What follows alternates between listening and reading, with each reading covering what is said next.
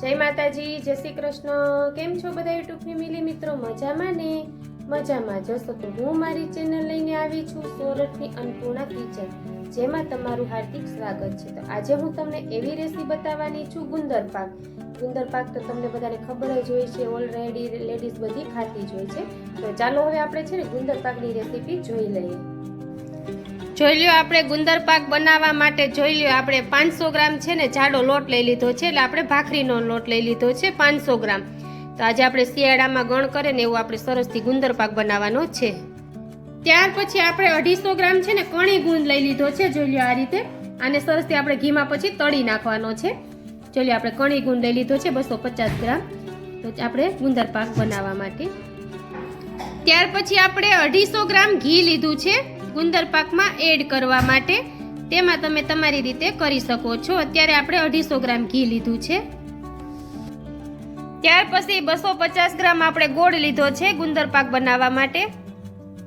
જોઈ લો આપણે ઘી ગરમ મૂકી દીધું છે ને આપણે જે 250 ગ્રામ ગુંદર લીધો છે ને આપણે કણી ગુંદ, તેને આપણે આમાં તળવાનો છે। જોઈ લો આવી રીતના તળાય એટલે આપણો ગુંદ એકદમ સરસથી તળાઈ જાય। જોવો, જોઈ લો આ રીતે આપણો ગુંદ તળાય છે।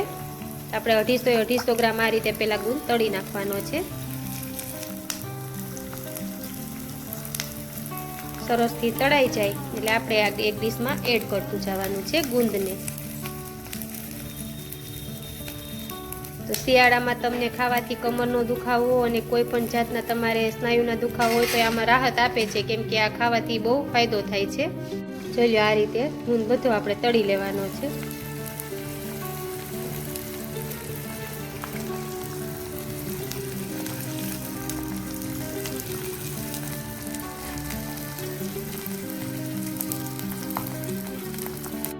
ત્યાર પછી આપણે 100 ગ્રામ આટલું જાડું ટોપરાનું ખમણ લેવાનું છે। જોઈ લો આ રીતનું 100 ગ્રામ લેવાનું છે આપણે। ત્યાર પછી આપણે 2 ચમચી સૂંઠનો પાવડર લેવાનો છે, એ પછી તમે તમારી રીતે ઉપયોગ કરી શકો છો। ત્યાર પછી જોઈ લો આપણે આ વાટકામાં ડ્રાય ફ્રૂટનું એકદમ સરસથી આ રીતનું કટિંગ કરી નાખ્યું છે, એ તમે તમારી રીતે પ્લસ માઇનસ કરી શકો છો। આપણે અત્યારે એક વાટકો એક લીધું છે આપણે ગુંદ પાકમાં એડ કરવા માટે। ત્યાર પછી આપણે 20 ગ્રામ આપણે સુવાદાણા લીધા છે, તેને આપણે આખા પાખા જેવા મિક્સરમાં ક્રશ કરી નાખવાના છે। તો જોઈ લો આપણે ગેસ ચાલુ કરીને એમાં સૌપ્રથમ આપણે જે ઘી લીધું છે ને તે આપણે કડાઈ મૂકી છે અને ઘી એડ કર્યું છે એકદમ સરસથી। જોઈ લો આપણે શિયાળામાં કમરના દુખાવામાં રાહત કરે એવો ગુંદર પાક આપણે બનાવીએ છીએ। જો આપણે સુવાદાણાને છે ને આ રીતે ક્રશ કરી નાખ્યા છે મિક્સરમાં। જો આવા આપણે મિક્સર જારમાં 2-3 ચક્કર લગાવીને એટલે એકદમ સરસથી આ રીતે થઈ જાય છે। જોઈ લો આપણે ઘી એડ કરી દીધું છે ને ત્યાર પછી જે આપણે જાડો લોટ લીધો છે ને તેને એડ કરવાનો છે આપણે આ કડાઈમાં। જો આ રીતે આપણે ઘઉંનો જાડો લોટ લીધો તેને આ રીતે એમાં એડ કરી દેવાનો છે।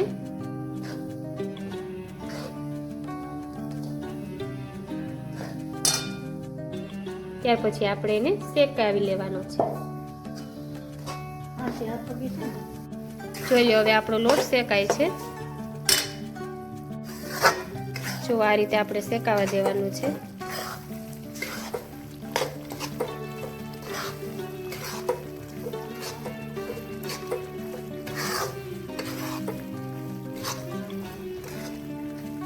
ઘી એડ કરીને આપણે ભાખરીનો જાડો લોટ એડ કરીને આપણે પછી એને શેકી લેવાનો છે।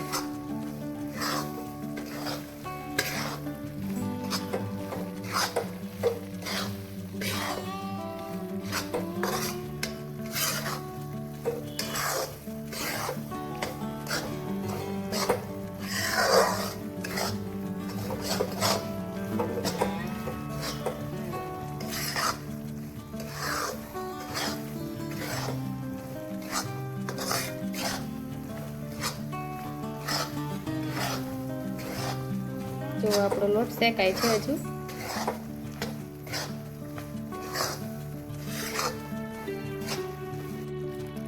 જોઈ લો આપણો લોટ શેકાઈ ગયો છે। ત્યાર પછી આપણે શેકાઈ ગયો હોય ને તે લોટમાં આપણે ગોળ એડ કરવાનો છે। જે આપણે ગોળ લઈ લીધો છે ને તે આ રીતે જોઈ લો।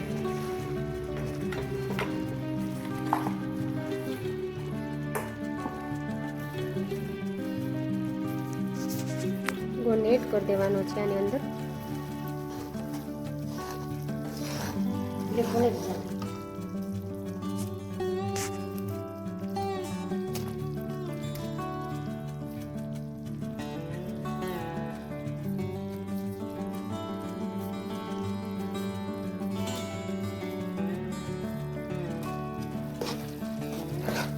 ત્યાર પછી આપણે પાછું મિક્સ કરી દેવાનું છે ગોળ એડ કરીને. ત્યાર પછી આપણે ક્રશ કરેલા સુવાદાણા એડ કરવાના છે. જોઈ આ રીતે. ત્યાર પછી આપણે હલાવી નાખવાનું છે. સૂંઠ પાવડર છે એ એડ કરવાનો છે. ત્યાર પછી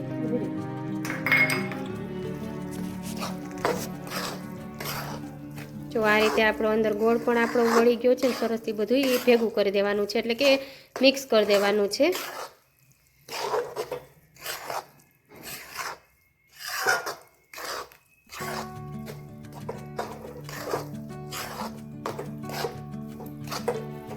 ચડી ગયો છે આપણો પાક. ત્યાર પછી આપણે ટોપરાનું ખમણ લીધું છે ને તે એડ કરવાનું છે. ત્યાર પછી મેન વસ્તુ આપણે કણી ગુંદને જે આપણે તળી નાખ્યો છે ને ઘીમાં તેને એડ કરવાનો છે. ત્યાર પછી પાછું બધું મિક્સ કરી દેવાનું છે આ રીતે.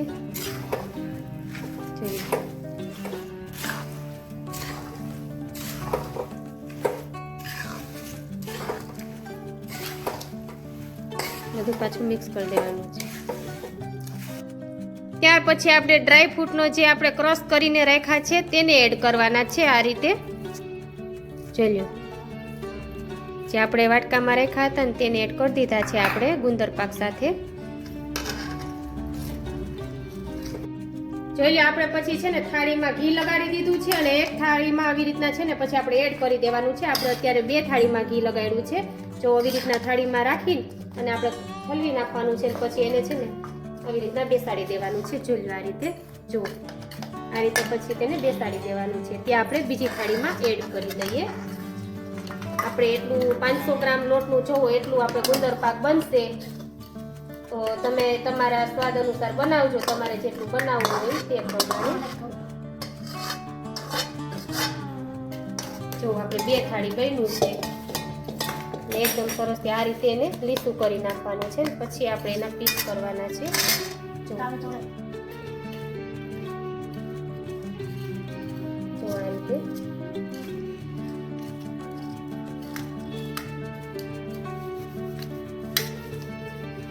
ડિલિવરી એવી હોય ત્યારે પણ લેડીઝ ખાઈ શકે છે, અને આ છે ને આપણે કમરનો દુખાવો હોય ને ત્યારે પણ ખાઈ શકે છે. ગુંદર પાક આપણે લેડીઝ માટે બહુ જ સારો છે. તેથી શિયાળામાં જરૂરથી તમે બનાવજો અને ઘરે લેડીઝ ખાજો. આપણા શરીરમાં બહુ જ કમરનો દુખાવોમાં બધી રીતના રાહત કરે છે. જો આ રીતે સરસથી આપણે બેસાડી દીધો છે ને એકદમ સરસથી થઈ ગયું છે. હવે આપણે આને પીસ પાડવાના રહ્યા છે. જો 2 થાળી આપણો 500 ગ્રામમાં 2 થાળી થયો છે. જોઈ લો, આપણો ગુંદર પાક તૈયાર થઈ ગયો છે સરસથી. ને આપણે જો આ રીતે એના પીસ કરી લેવાના છે. તમને રેસીપી અમે બતાવી છે કઈ રીતના કરવું તે. જો આ રીતે સરસથી એના પીસ પછી કરી લેવાના છે.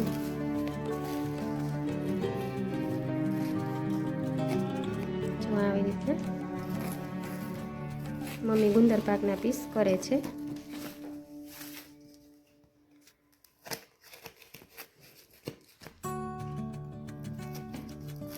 એકદમ સરસથી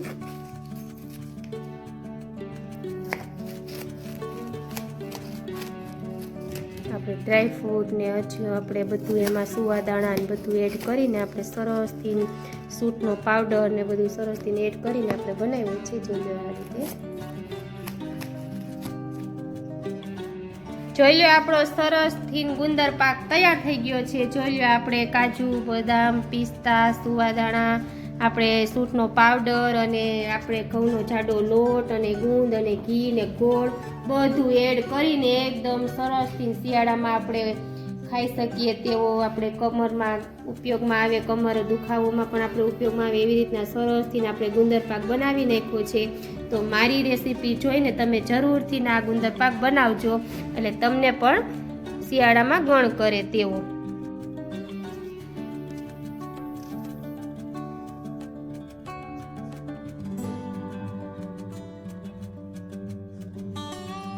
તો જોઈ લીધું ને આપણે કઈ રીતે બનાવ્યો છે ગુંદર પાક. તે શિયાળામાં એકદમ સરસથી કમરનો દુખાવો જેને હોય તે ગુંદર પાક ખાય એટલે એમાં રાહત થાય જ છે, કેમ કે ગુંદર લેડીઝ માટે બહુ જ સારો હોય છે.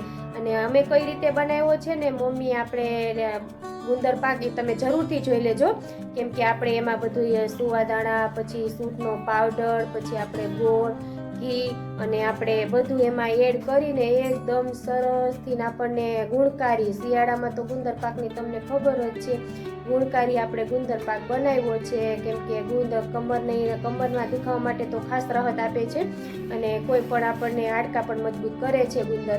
એટલે જરૂરથી જો તમે મેં બનાવ્યું ને એ રીતે, મેં તો નથી બનાવ્યું, મમ્મીએ બનાવ્યું ને એ રીતે તમે ગુંદર પાક જોઈ લેજો અને બનાવજો.